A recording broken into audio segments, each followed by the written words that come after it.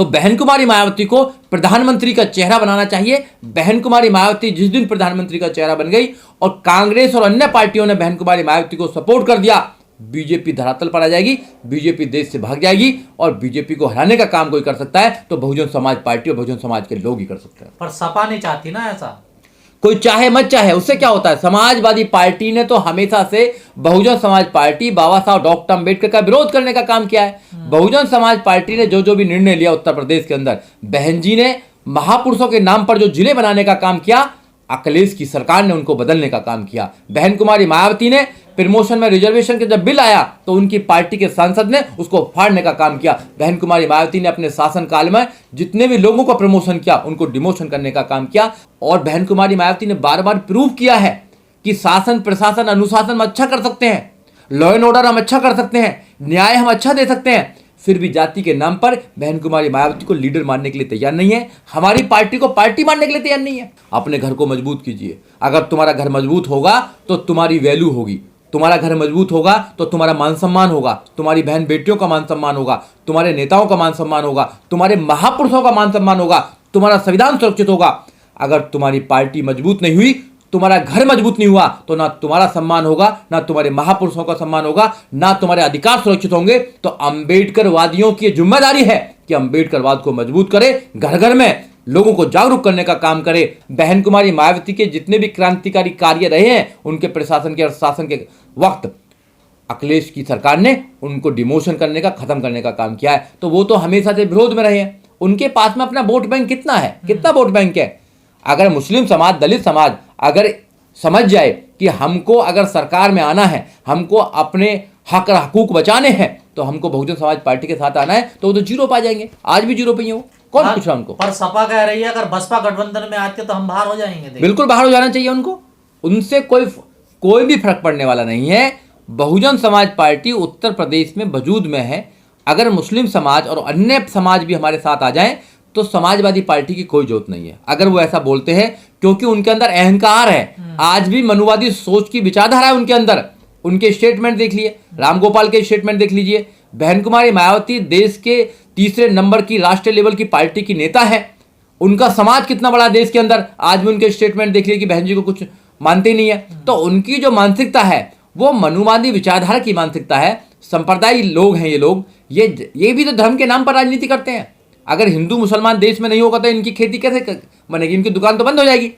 तो इनको हिंदू मुसलमान चाहिए, बीजेपी को हिंदू मुसलमान चाहिए। ये धर्म के नाम पर, जाति के नाम पर पार्टी चलने वाली पार्टी है। बहुजन समाज पार्टी देश के संविधान पर चलती है, देश के न्यायालयों को मजबूत करना चाहती है, न्याय को सुनिश्चित करना चाहती है। जब बहन जी की सरकार होती है तो लोगों को एजुकेशन मिलती है जीरो बैलेंस पर, इसकी कोई बात नहीं करेगा। तो बहन जी को जो नकारा जा रहा है, इसलिए नकारा जा रहा है कि जाति के नाम पर नकारा जा रहा है। ये आज भी नफरत करते हैं देश की आज़ादी के इतने दिन के बाद। और बहन कुमारी मायावती ने बार बार प्रूव किया है कि शासन प्रशासन अनुशासन हम अच्छा कर सकते हैं, लॉ एंड ऑर्डर हम अच्छा कर सकते हैं, न्याय हम अच्छा दे सकते हैं। फिर भी जाति के नाम पर बहन कुमारी मायावती को लीडर मानने के लिए तैयार नहीं है, हमारी पार्टी को पार्टी मानने के लिए तैयार नहीं है।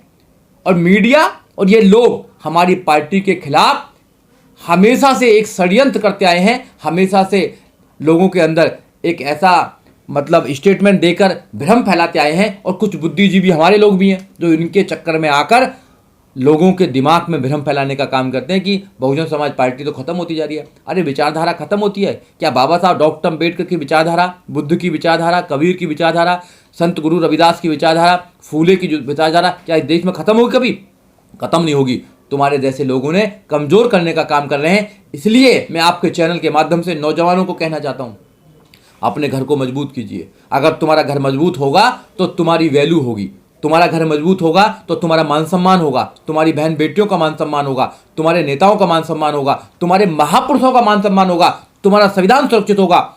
अगर तुम्हारी पार्टी मजबूत नहीं हुई, तुम्हारा घर मजबूत नहीं हुआ, तो ना तुम्हारा सम्मान होगा, ना तुम्हारे महापुरुषों का सम्मान होगा, ना तुम्हारे अधिकार सुरक्षित होंगे, ना तुम्हारे आने वाली जनरेशन के अधिकार सुरक्षित होंगे। इसलिए समझ लीजिए, आप किसी के बहकावे में मत आना, आप किसी के चक्कर में मत आना। बहुजन समाज पार्टी मजबूत है, मजबूत थी और मजबूत रहेगी। इस विचारधारा के साथ में अपने हाथी को मजबूत करना, बाबा साहब डॉक्टर अम्बेडकर के चुनाव चिन्ह को मजबूत करना, बाबा साहब डॉक्टर अम्बेडकर की सोच को मजबूत करना देश के अंदर, ये बाबा साहब डॉक्टर अम्बेडकर की विचारधारा को अंबेडकरवाद को कमजोर करना चाहते हैं।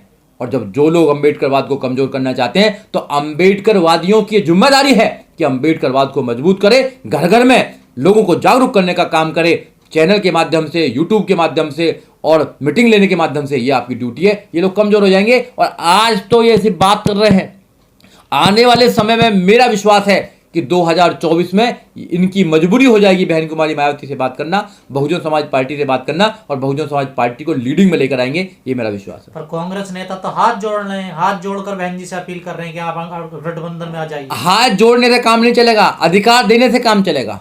इनके जो बड़े नेता हैं वो बहन कुमारी मायावती से बात करें, बहन कुमारी मायावती को अपने जो गठबंधन है, इंडिया गठबंधन का शीर्ष नेता बनाए, उनको जिम्मेदारी दें, ज़्यादा से ज़्यादा सीटों पर बहुजन समाज पार्टी को लड़वाने का काम करें।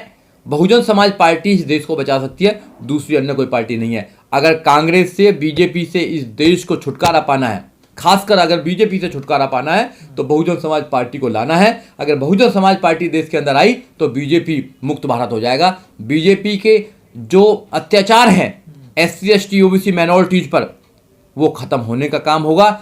अगर आपने बहुजन समाज पार्टी को वोट नहीं दिया, अन्य और पार्टियों को वोट दे दिया इस चक्कर में, तो फिर आप बीजेपी के अत्याचार से नहीं बच सकते हैं। बीजेपी जो कर रही है उससे भी ज़्यादा करने का काम। कांग्रेस को तो देश से माफ़ी मांगनी चाहिए।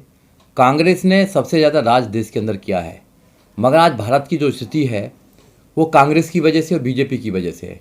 ये दोनों पार्टियां भारत को कमज़ोर कर रही हैं। ये दोनों पार्टियां देश के नागरिकों को कमज़ोर कर रही हैं। ये दोनों पार्टियां देश में जो भ्रष्टाचार हो रहा है उस पर रोकने में, लगाम लगाने में नाकाम रही हैं। ये न्यायालय जो है वहाँ पर न्याय नहीं मिलता, इन दोनों पार्टियों की ये कमी रही है।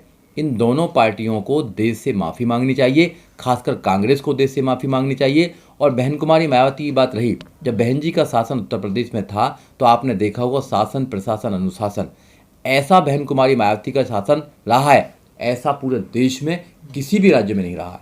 तो बहन जी को शासन चलाने का बहुत ज़्यादा अनुभव है, अच्छा अनुभव है। बहन जी अगर देश की प्रधानमंत्री बनेंगी तो देश को सोने की चिड़िया बनाने से कोई रोक नहीं सकता है। देश में न्याय मिलेगा, देश में रोजगार मिलेगा, लोगों को शिक्षा मिलने का काम होगा और देश में प्रत्येक व्यक्ति को उसकी सुरक्षा सुनिश्चित करी जाएगी।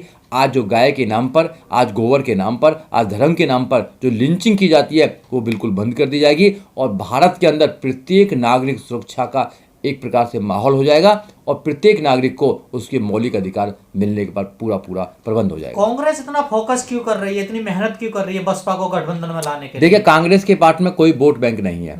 84 तक जब हमारी पार्टी नहीं बनी थी बहुजन समाज पार्टी का एक एक व्यक्ति, चाहे SC ST OBC माइनॉरिटीज, मुस्लिम समाज हो, वो कांग्रेस को सपोर्ट करता था, बिना शर्त के सपोर्ट करता था।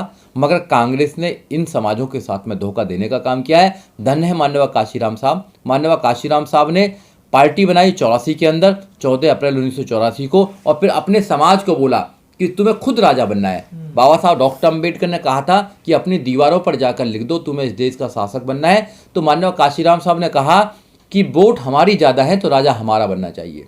वोट हमारी ज़्यादा है, राजा उनका बनता है। तो माननीय काशीराम साहब ने लोगों को समझाने का काम किया, मगर लोगों ने माननीय काशीराम साहब को नहीं समझा। मगर कुछ चंद लोगों ने, ईमानदार लोगों ने माननीय काशीराम साहब की बात को समझा और 3 जून 1995 को बहन कुमारी मायावती को उत्तर प्रदेश का मुख्यमंत्री बनाने का काम किया। तो लोगों ने नारा दिया कि काशीराम तेरी नेक कमाई, तूने सोती कौम जगाई। और दूसरा नारा ये दिया कि काशीराम तेरी सोच पर पहरा देंगे ठोक कर। तो लोगों ने मूवमेंट को आगे बढ़ाने का काम किया, कांग्रेस को कमजोर करने का काम किया। कांग्रेस समझ चुकी है कि वोट बैंक अगर किसी के पास में है, अगर काडर वोट किसी के पास में है तो बहुजन समाज पार्टी के पास में है। बहुजन समाज पार्टी अगर गठबंधन का हिस्सा नहीं हुई तो हम मोदी को नहीं हरा पाएंगे, हम इन सांप्रदायिक ताकतों को नहीं हरा पाएंगे। इसलिए बहन कुमारी मायावती भारत की राजनीति में बहुत ही महत्वपूर्ण हो जाती हैं। और मेरा मानना तो यह है कि बहन कुमारी मायावती देश की सबसे योग्य लीडर है जो प्रधानमंत्री पद के दावेदार कर लायक है। तो क्या मजबूरी बन गई है बहन जी को इंडिया गठबंधन की? बिल्कुल मजबूरी है।